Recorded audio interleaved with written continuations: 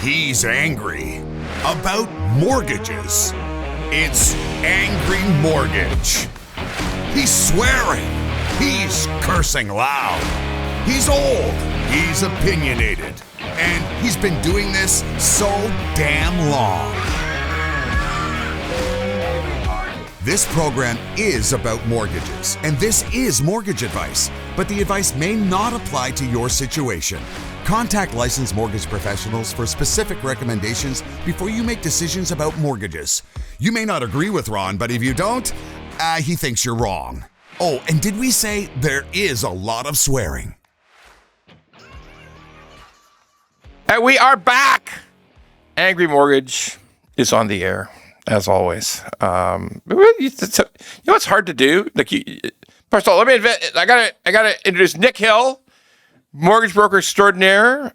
He works with my friend Vince Catano's Owl Mortgage. Mm-hmm. Okay, and also the co-host with another friend of mine, Dan Foch, of the Canadian Investor Podcast. And how long have you been running the podcast? How long is it going now? Just coming up on about 3.5 years, Ron. Three and a half fucking years. That's like a gold watch in podcast world, okay? Yeah. Right?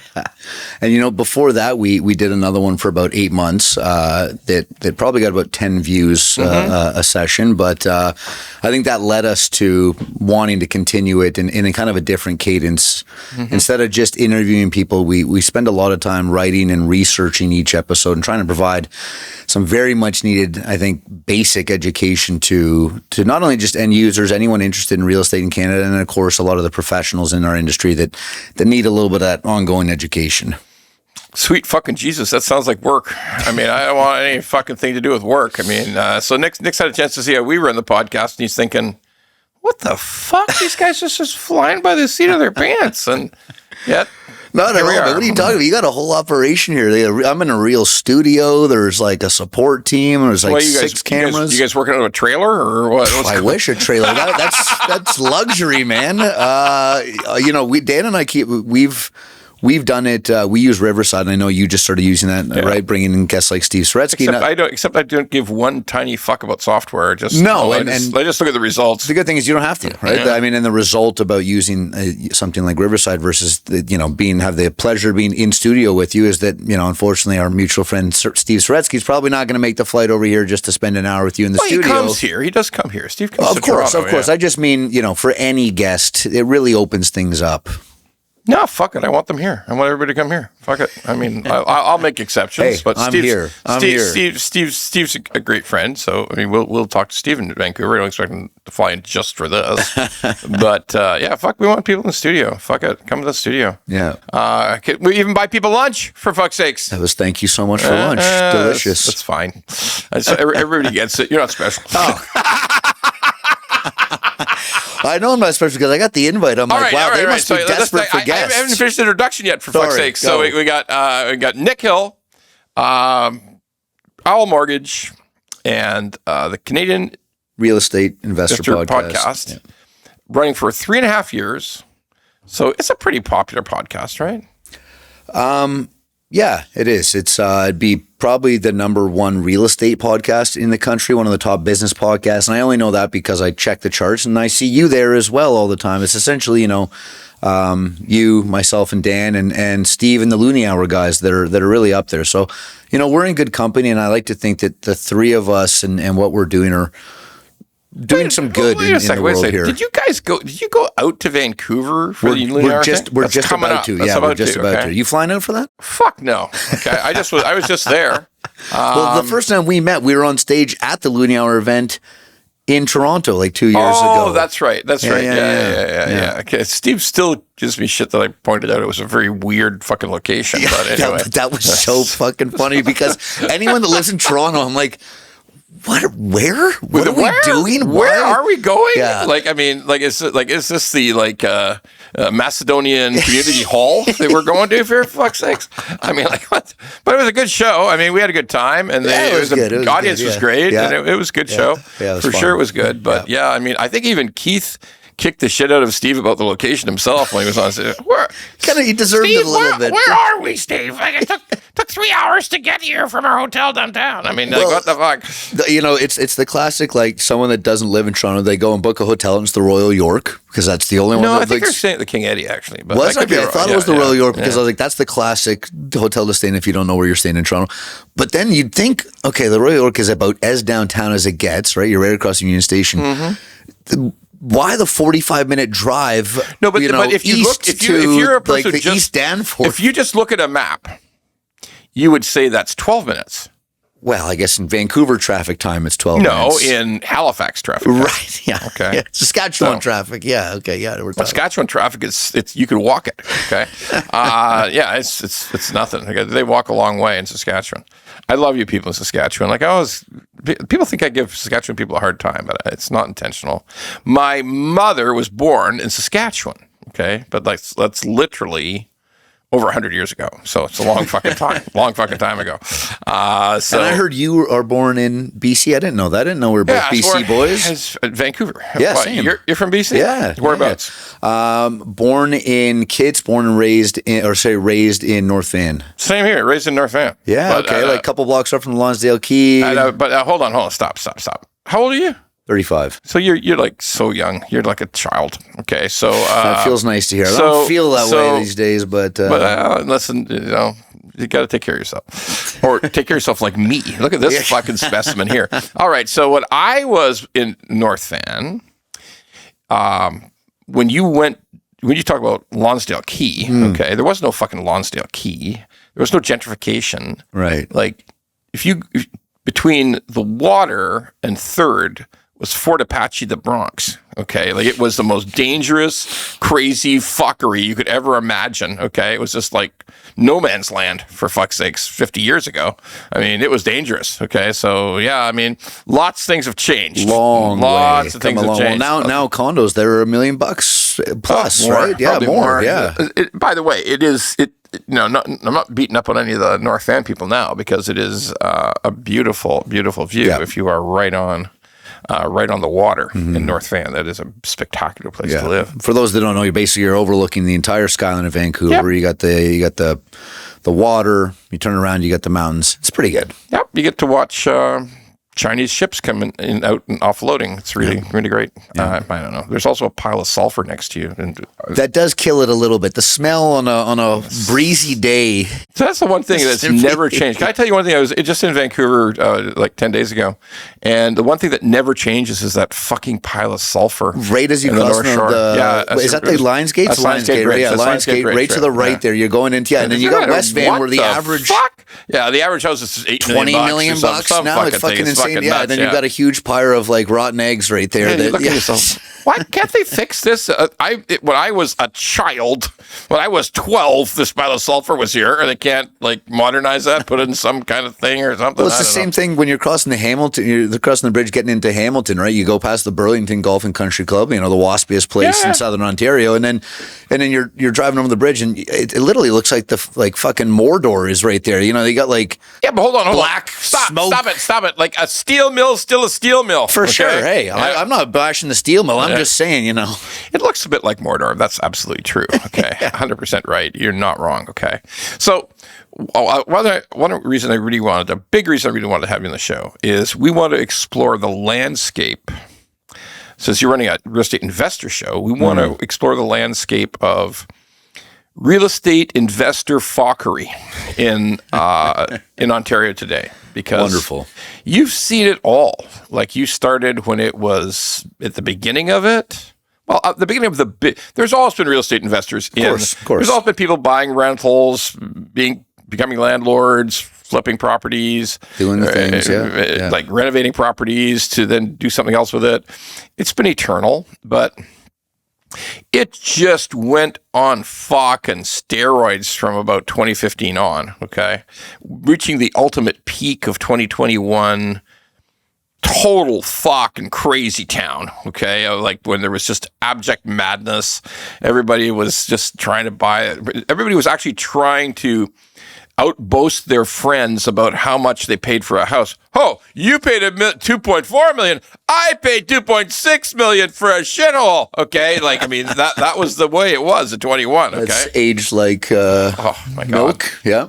But you've seen the whole panoply, and now the total fucking collapse of the investor group, particularly in big cities in Ontario. A complete collapse, fuckery, destruction, gnashing of teeth, people in despair. So you've seen it all. Yeah. Okay.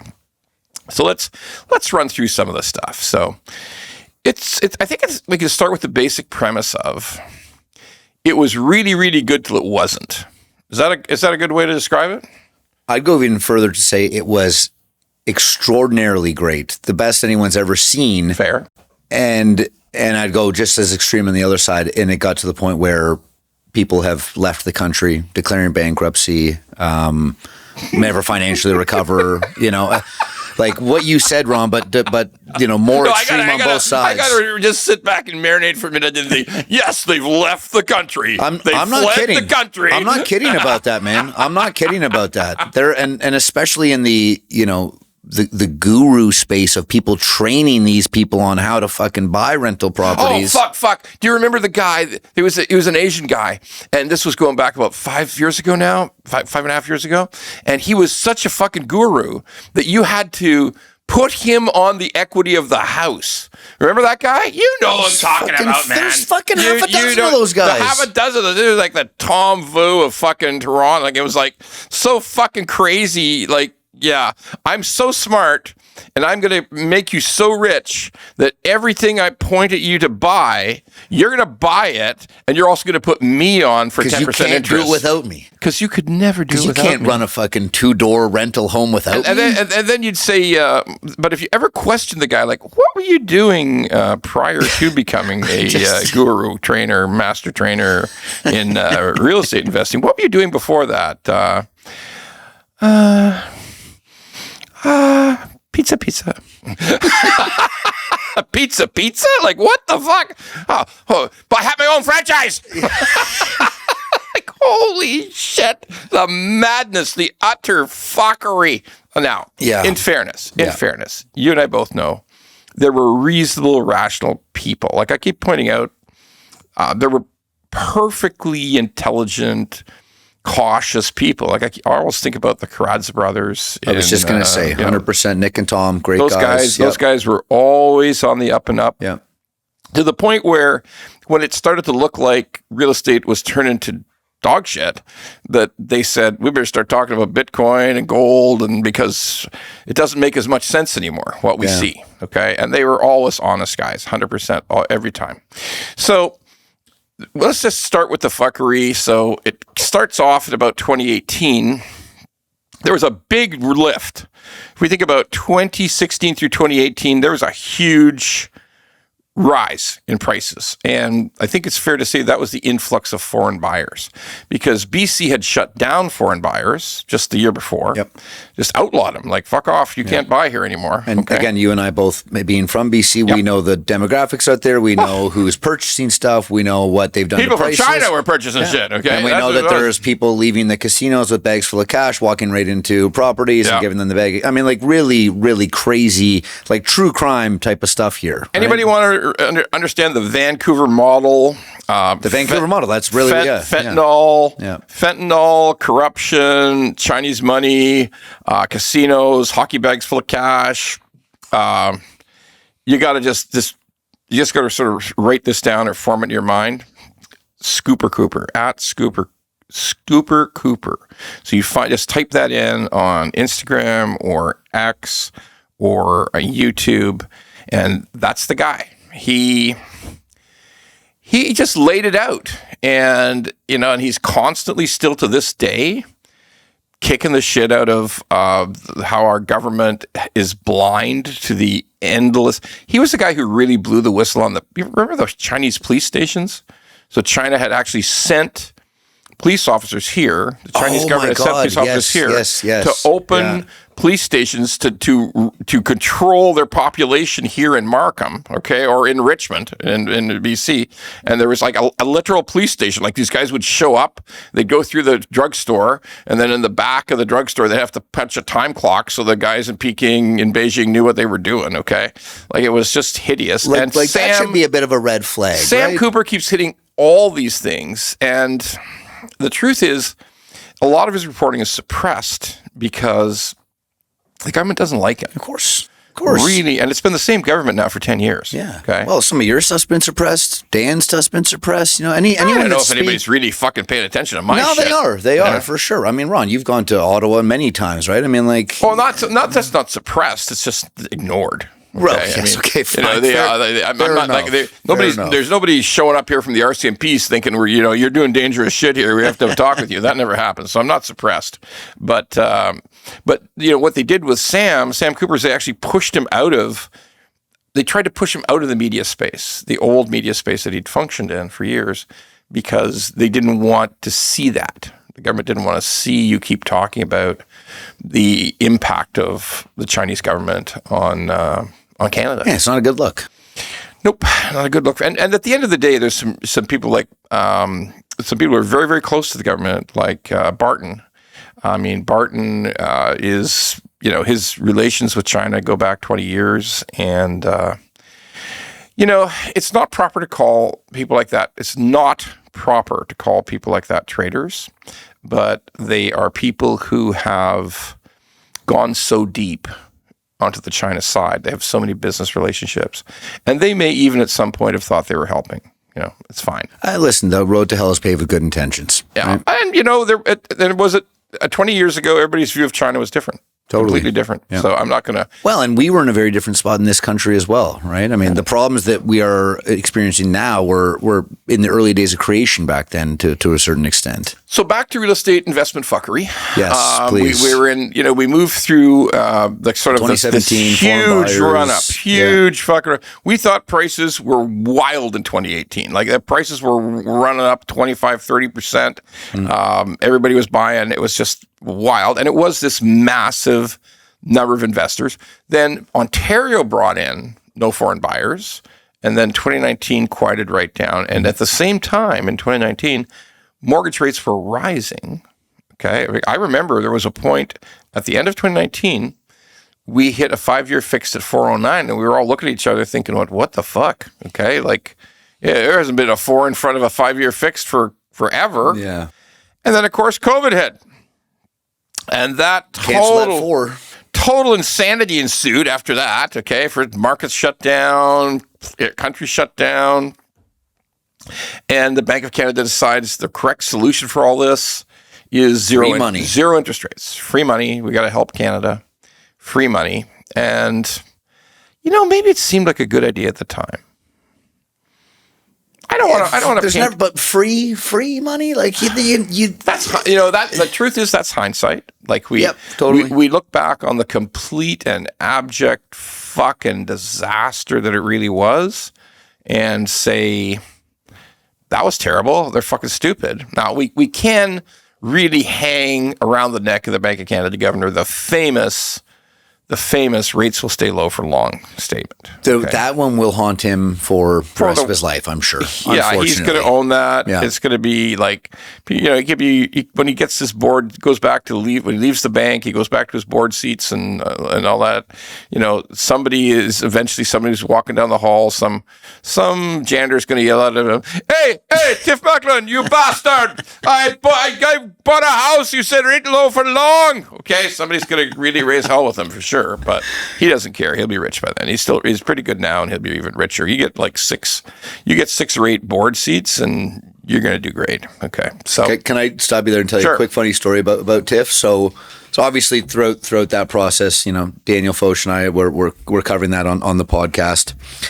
And we thought it'd be a funny idea to make some Christmas merch. So we made ugly Christmas sweaters. This is Merry Tiffmas with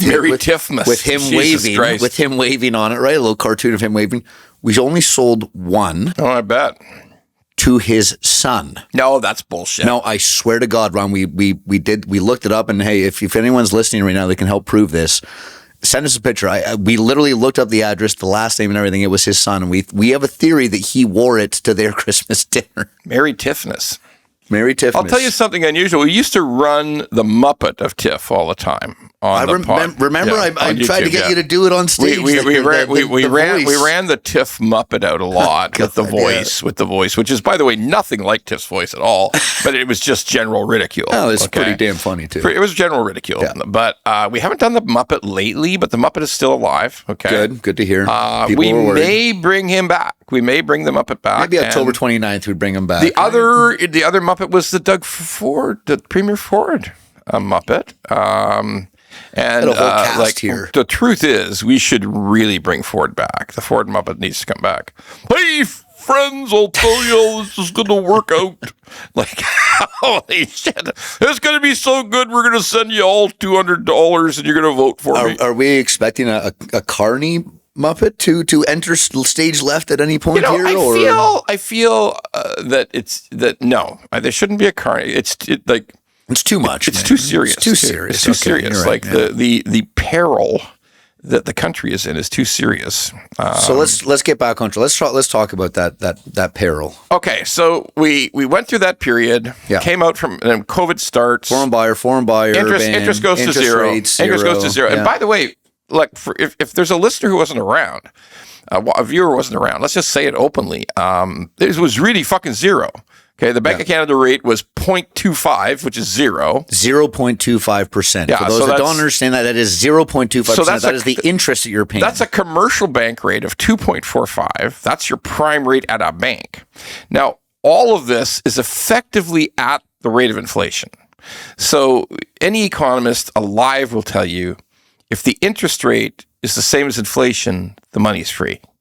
Now, on the fixed rate side, it went even more completely fucking bananas, and all the 5-year fixed rates were below 2%. So you are essentially getting paid. You're making money. You're making money to get a mortgage. Yeah, right? Let's make that very. And we had that. We had many rich people come to us and say, "Am I understanding this correctly?" Yeah. So you can get me a mortgage for 1.59%, and inflation's still running around 2 and 2 something. We say, yes, that's correct. And he says, okay, so why wouldn't I just take out $1.5 million and use it to invest? I mean, like, why would I do that? And we would say, you should probably do that. Okay. I remember one particularly extremely smart, extremely wealthy, extremely well-to-do person who is a friend, took out a mortgage and said, I don't need this mortgage at all. He's buying a new house, but he said, I don't need this mortgage at all. I said, no, I know you don't. He said, but this is too good to be true. Okay. And he just kept getting richer and did better. And then he called me about 2.5 years into the 5 years. And he said, I feel foolish having this mortgage because people like me shouldn't have a mortgage. It doesn't make any sense. I said, yes, but it's 1.59 fucking percent. Lock it in for 10 years. You can get a return on your money well in excess of 11, 12%. In a savings account. Okay. No, not in a savings account. Well, but you know what I'm getting at here, right? This gentleman was an operator. Like he's very good with money, and he could make easily 12, 15, you name it, percent.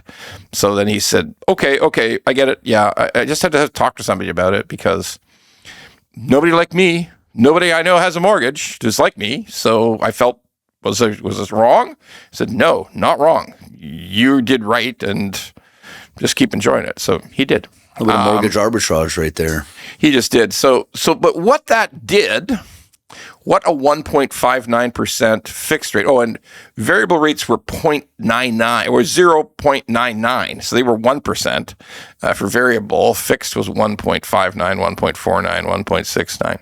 And what, of course, that did is even though there was a stress test, and quite frankly, thank Jesus for the stress test, what happened is the explosion of investor world, the explosion of investor fuckery, because at 1.59, on a 30-year amortization, you could get a lot of fucking projects to pencil, right? I mean, lots and If lots. you put it this way, if you can't get a project to pencil at that don't- number, there's no, why I need to see it because that doesn't make any sense. So then everything went boom. Like everybody was buying everything. The craziest FOMO, like in North Pickering, prices went up 40% in a year. Like it was all Bancroft just nuts. people are calling it Bancroft. It went up like Bancroft, 80. Bancroft. It went up 80%. Like guys, yeah. So yeah, let's remind ourselves where these locations are and what we're talking about here. Right, this is not downtown Manhattan. And everybody was buying condos, and we'll there. circle back Yeah. to the condo thing again. But everybody's buying condos pre-construction. Let's buy as many as we can. The rates are so low; they'll be low forever.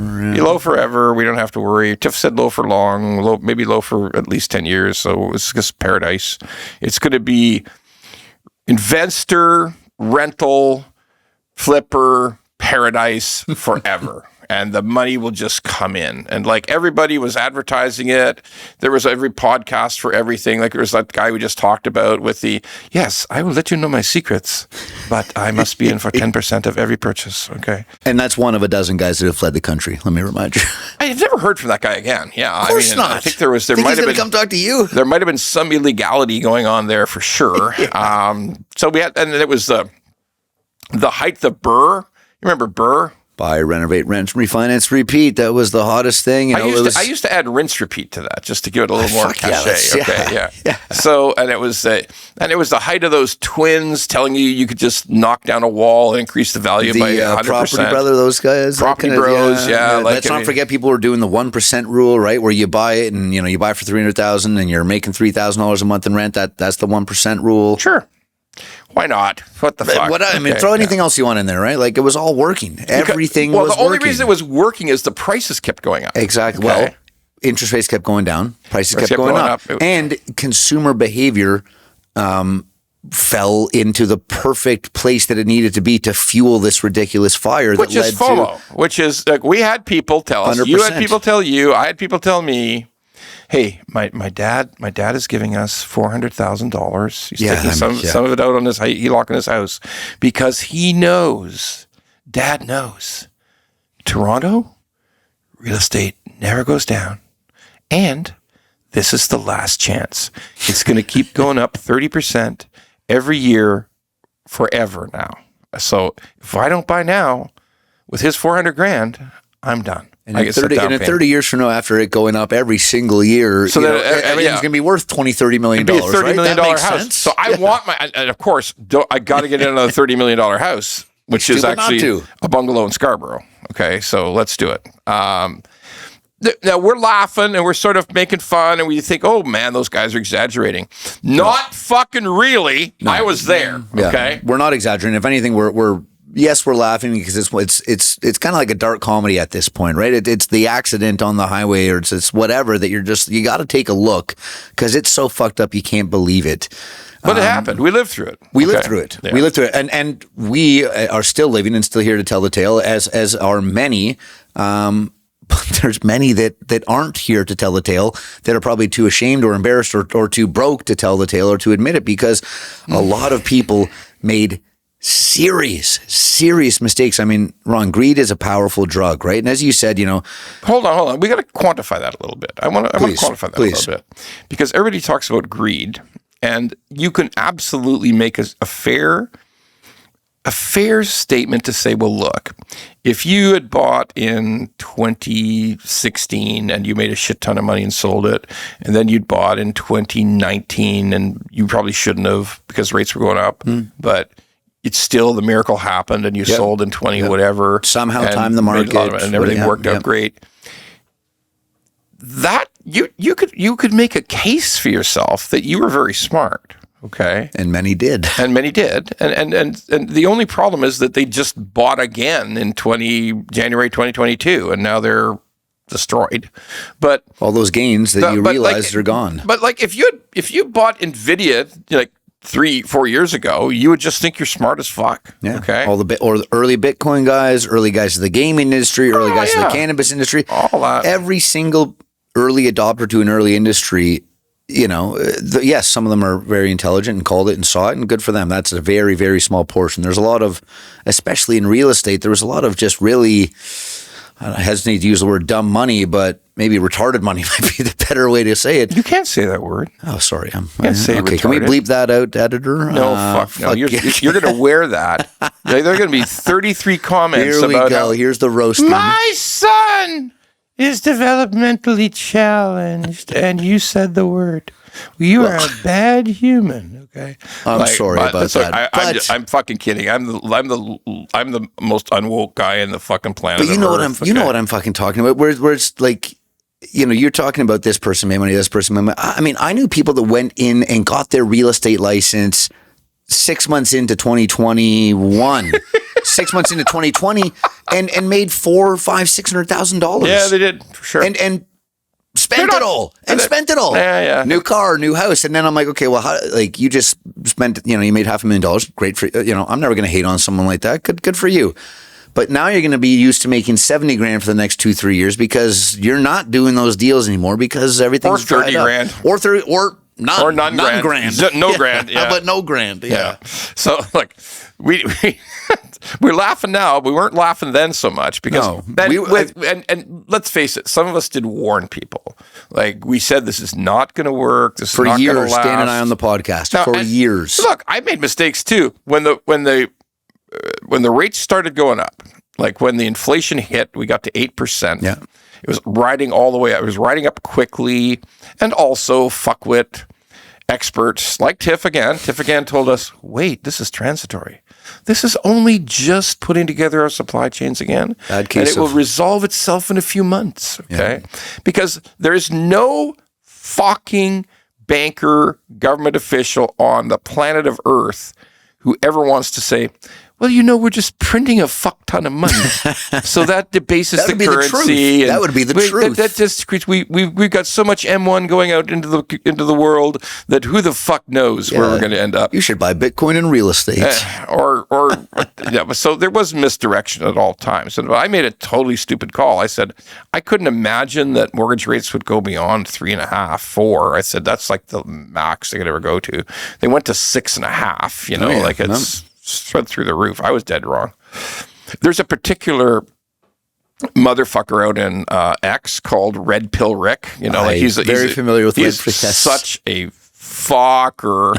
What an anonymous fucker. If you're listening, who I blocked a long fucking time ago, Red Pill fuckwit, okay? I blocked him like 2.5 years ago. So now what he does is when there's like any sort of so he can't see my stuff. Yeah. But when somebody is like when like Steve is on and he puts up, like Steve's on the podcast, he puts it up. Yeah, so the pill fucker, Red Pill fucker, immediately jumps on and says, "Look at this fuck bastard! He was so wrong. He's not an expert at all. He's a fucker." So I keep thinking to myself, you're a cartoon named Red Pill Rick, and like who's anonymous. Where is your expertise? Like, put your name on it. And fuck, you put your name out there, I'll have you on the podcast. Like, your real name, your real job. People would get on the podcast, and you will come here, and I will crush you like a bug. Okay, like a bug, you fucker. Okay. Anyway, enough trolling for the day. So, speaking of getting crushed like bugs, yes. Let's get back to important shit. So we faced with all that. Mm-hmm. Real estate market dissolves. Like, it dissolves in a kind of a slow way. Everybody knows something's wrong in 22, but you couldn't quite put your finger on it. But we started talking about the fact that it didn't look good. Sidelines, conversations. Didn't look good. Yeah. Like, we did a few episodes and a few videos where we said, this doesn't look right, okay? Rates have gone way up. They've come down. We think they'll come down eventually. But it didn't just explode.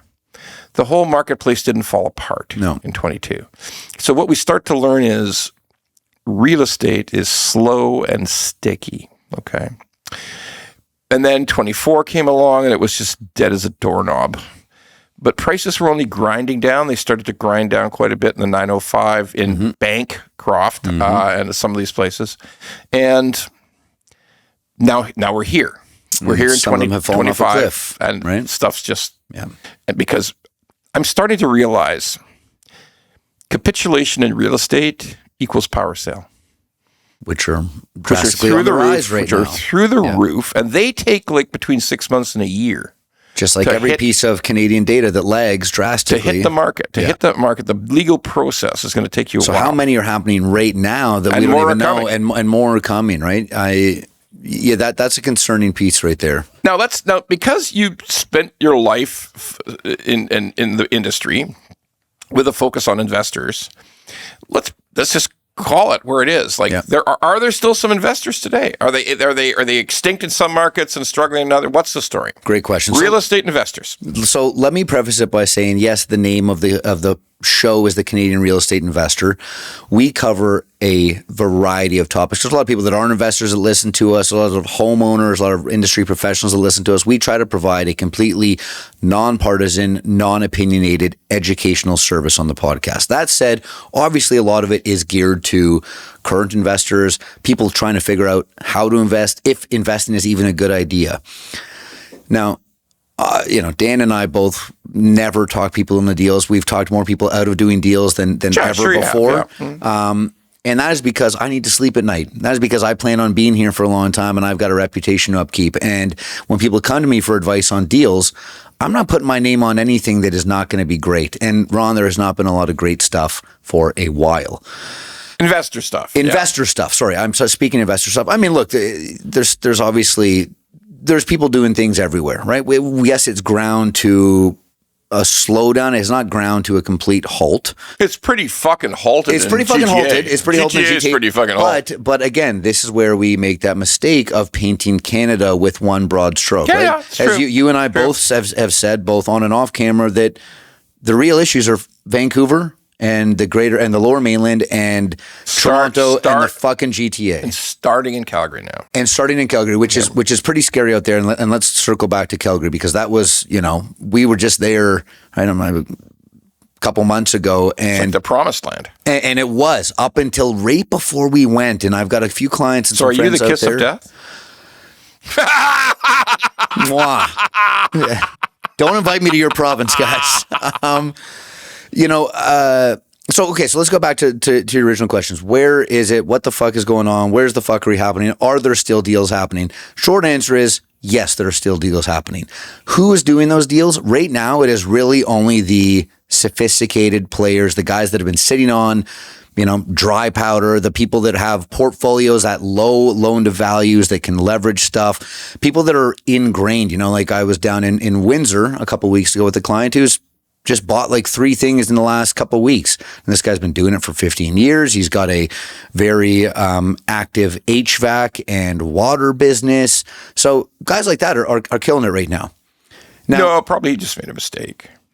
No, he's doing well. I think he made a mistake. Well, I'm sure he's made some. But you're asking like... But if you're buying in Windsor last week, you're probably making a mistake. But fair enough. All right, so let's talk about it. So the reality is that everybody, that's sort of the big cities, where it's Vancouver, particularly Toronto, the whole huge... All the GTA. The whole GTA, everything's the same. Yeah. It's gone radioactive. Like, no investors are thinking about... Like, there's some people who might make a mistake, sure, but they're not. But let's talk about where there's still some investment activity. And by the way, one of the things that we completely ignore in English-speaking Canada is that Quebec's been fine forever.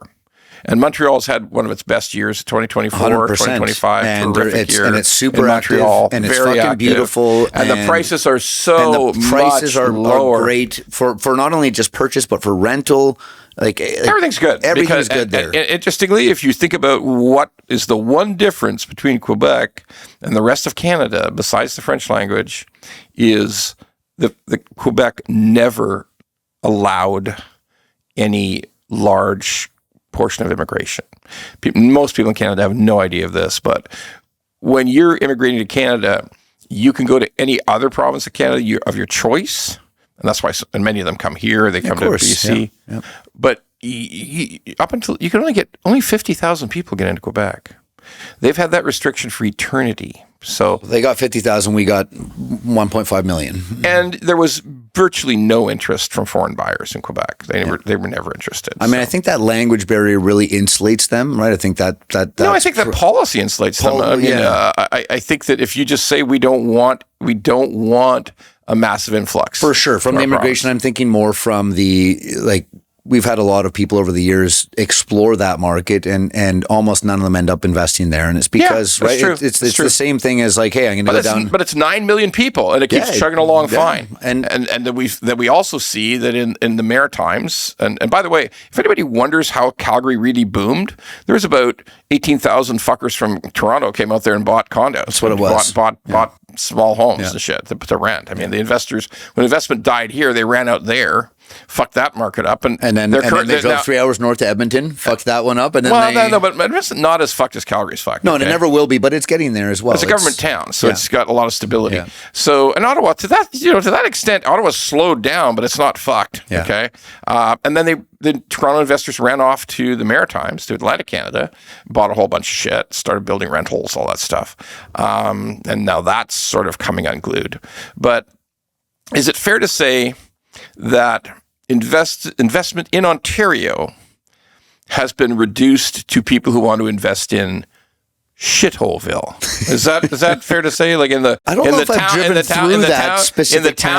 towns that nobody wants to live in, there's still some opportunities because the prices are still extremely low. And the big mistake was always people went from Toronto, went to shitholeville, which we're not naming any of them. No, use your imagination. They might be Lindsay and Sudbury and Bancroft and Timmins, but they're probably not. I love all those towns. Yeah. Okay, I love those towns. Not those towns at all. Forget it. We're just talking about generic shitholeville. Okay, that people went from Toronto go there and say, "Hey, a duplex in Toronto and in Scarborough is 1.2 million, and a duplex here in shitholeville on the outskirts of shitholeville is it's." 400,000. 400 grand. Yeah. 379. Third of the price. I'm getting a 66% discount. So that's a deal. I'll just buy it because it's so cheap. It'll just go up. And the rent. Look at the rent. Look, look, the rent's only $800 a month.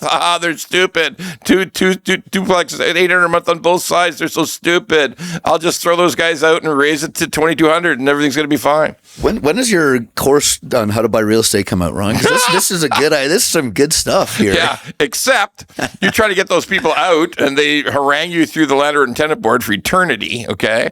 And unless you've got a legitimate reason, you're not getting them out these days. They know the law, okay? So, okay, I'm going to renovate. All right, we're going to watch you.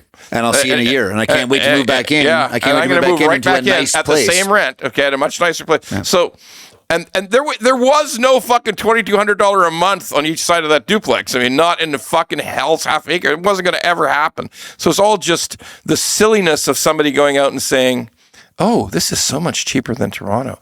It's a bargain." No, it's not a bargain. It's the price in shitholeville, okay? So that's it. That's how it works. So, and the really, really screwy part is that we just sort of did the same thing to Calgary. They're doing the same thing in Atlantic Canada. They're pumping prices up. And some of that, a little bit of that in Atlantic Canada and in some parts of the various shitholevilles is the CMHC Select program. The MLI Select program. The MLS Select program, yeah. So tell us about that. Yeah, I mean, that's a two-sided story as well. I'll speak to the positives of it first, and then we can get into the fun stuff. Okay, so sure. The positives are that that is getting rental housing created. That's getting housing created, something that this country desperately needs across the country. It's a vehicle. It's booming right now too. It's absolutely booming. Absolutely booming. And it's a vehicle, Ron, that allows the small to mid cap investor to actually do something. Okay, it's also a vehicle that allows the Nonas and the babushkas that live in Trinity Bellwoods and Granville area, Kitsilano area, whatever. Pick your area in a downtown major city. It allows them to take that big home that they probably have no mortgage on and split it up into 4, 5, 6 units if they want to. Now, but they're not really doing it. Mostly, they're not really doing it. Mostly, it's shitholeville, Atlantic Canada. Yes. But I do see, and I'm working on a bunch of stuff in Toronto now. Again, margins tight, city absolutely horrendous to deal with. Horrible. I mean, again, Vince, he's doing them. Like, talk to him about it, right? Like fucking like months just to get Toronto Hydro. Like I can't get occupancy because Toronto Hydro hasn't come, and they've cost me 4 months of rent. They cost me 4 months on my debt. I still haven't got anybody to come out and agree there's no trees. Yeah, that's 3 months. Just okay? ridiculous worst stuff. of the worst okay? bureaucracy. So horrible back end support for that. However, when everything else gets stripped away and kind of policy and purpose-built rental and all this stuff comes to the forefront, yes, CMHC's MLI Select program is doing well. And there's no secret why it's doing well. It's the fucking best money out there if you can get it, right? You're getting lowest interest rate, longest amortization, best loan to cost on construction. Yeah. I mean, you know all this stuff, right? Yeah. And you know, there was a lot of holes in it for a while. You know, the people were calling it Swiss cheese for a little bit because all you had to do was build to building code, hit your energy efficiency. For anyone that isn't familiar, this is based off of a point system. The amount of points you get. Well, let's sort of simplify for the listeners and viewers. In Ontario, the basic Ontario building code is amongst the highest on earth. So it hits every energy efficiency model you could imagine. We require higher R values in insulation in Ontario than Norway, north of the Arctic fucking Circle. Okay, like we're so overdone. It's nuts. Okay, and also which is weird because we still build like shit for the most part. But you just have to put in that really low flush toilet where you got the very little no flush, water, very little flush. Shower that you have to water flush pressure. the toilet 17 times to get the poop down. Okay, that's the reality. How are we saving water on that anyway? Like I mean, like it's like. We're all the stupidest people on earth. Like it's just nuts. And then but sure, we're hitting the energy efficiencies, which I'm not even pissed off about. No, it's a good thing. It's a good thing. But taken too far. Yes. But in Ontario, but in big cities, we can't hit the affordability. It's impossible. So that's why this has all gone to Atlantic. Yes. And it's gone to Shitholeville. So there's two other metrics that you can gain points on: is affordability and accessibility. Now, affordability is everything's accessible now. It's new. Renovated. Everything that's renovated is accessible. Yes, okay. but you have to understand again, to build a accessibility unit, you've lost 150, 250 square feet. You're likely changing layouts. You need full different elevators, ramps, different egress models, but all that kind of stuff. Not a townhouse necessarily. Not a townhouse. Okay. No, I'm talking small multifamily, mid-rise type of stuff. Okay, missing middle type of stuff. So. Yeah, the only way that it's working is through energy efficiency. CMHC quickly realized that after the program was drastically oversubscribed almost immediately. I'm sure you remember talking to guys, a year ago where it was 6 to 8 month waiting list to kind of even get into CMHC. So long story short, the positive about the MLI Select program is that it is getting stuff built. Okay? It is, but there's a tiny element of scamminess to it. In some cases, people are thinking, I can work this on a reno basis, purchase and reno it, where by the time I'm finished, I'm going to make a profit on the takeout. Okay. Again, not in the city. It's impossible in the city. Okay. And then in the city you're leaving equity in. You're in the city. You're leaving equity in. But CMHC has smartened up. They've raised the premiums through the roof. Yep. They've made a bunch of changes to fine tune it. It's harder to get. It's a lot harder to do. And you may end up having to throw a lot of cash in if you've done it the wrong way. So that's the other thing I want to just point out here, because there's this allure of 95.5. Holy shit! 5% down on multifamily. Listen, I've got fucking $20,000 in the bank. I can go buy an apartment building now. Like that is not and never will be the case. Okay, there's huge net worth requirements, a minimum of 25%. Look, and the other consideration is for everybody who wants to suddenly hit the comments section with, where the taxpayers going to bail it out. No, taxpayers are not going to bail it out. CMHC is an insurance company, so there's a handful of deals where they've actually gone out and lent the money themselves. That's through a different program. Through a completely big construction loan program. Yep. So that's a whole different program. Everywhere else, there are lenders on the hook. So the lenders first of all, the landlord has to go broke, then the lender has to go broke and then CMHC has to go broke before it ever gets to the taxpayer. And I'm just going to make it really simple for you. that's sort of a meteor hit, or we got bigger problems, or the Yellowstone supervolcano blow up. We have much bigger problems when that happens. So we don't have to worry about it. So everybody who wants to just start typing, it's like we're gonna bail out. Just shut the fuck up. I've been reading those for 8 years. Okay, enough. All right. So the real story is, I believe. There are still niches for investors, niches in far-flung communities, in certain types of dwellings, but the reality of life is not so much.